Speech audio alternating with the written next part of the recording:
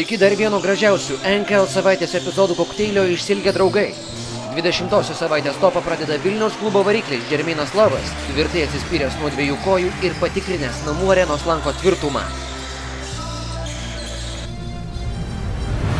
9-oje vietoje Palangos krepšininką Deividą Keburį skaudžiai pamoko gynyboje 10-tuką gaunantis Rasų atstovas Darius Marcinkevičius. Tiesa, 10-tuke išvysime ir paties Keburio gynybinį kerštą.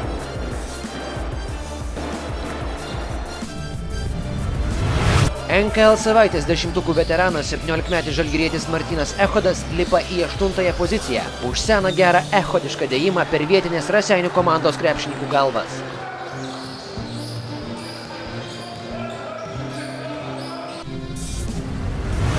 Septintoje vietoje anksčiau baustas Deividas Keburys išlieja savo pyktį ant Rasų komandos krepšininko Justo Petkevičiaus ir garantuotą pastarojo žaidėjo 2 taškų išpuolį nurašo į nepasisekusių atakų sąrašą. Ambicingi į Marijampolės Sūduvos Montingos krepšininkai užkopė į 6-ąją poziciją. Pauliaus Kleizos ir Pauliaus Petrilevičiaus tandemas išsprendžia Trakų komandos gynybinį rebusą ir vietiniai publikai padovanoja dėjimą su pražanga.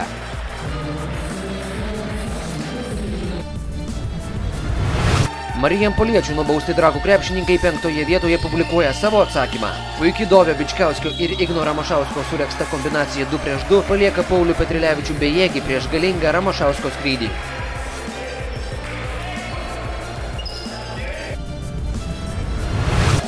Ketvirtoji vieta Klaipėda. Molėtų ežerūno Kario kamuolio burtininkas Tomas Galeckas vedžioja už nosies klaipėdiečius ir kamuoliu pamaitintas Steponas Markus ataką užbaigė galingai debiutuodamas NKL savaitės 10-tuke.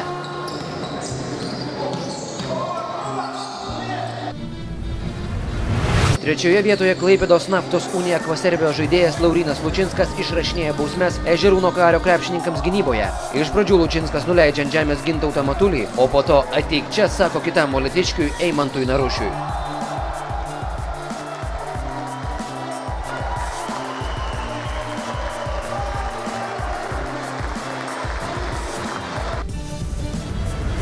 Devynioliktąją savaitę karaliavęs Joniškio delikateso lyderis Žilvinas Petraitis 20-ojoje savaitėje gauna antrosios vietos Oskarą už filmo Skrydis virš Šilutės lizdo ekranizaciją.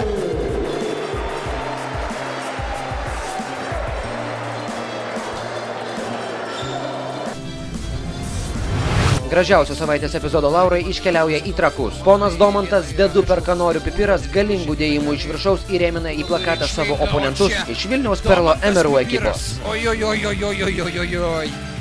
Be ceremonijų jau beldžiasi į savaitės 10-tuko duris ir gali būti...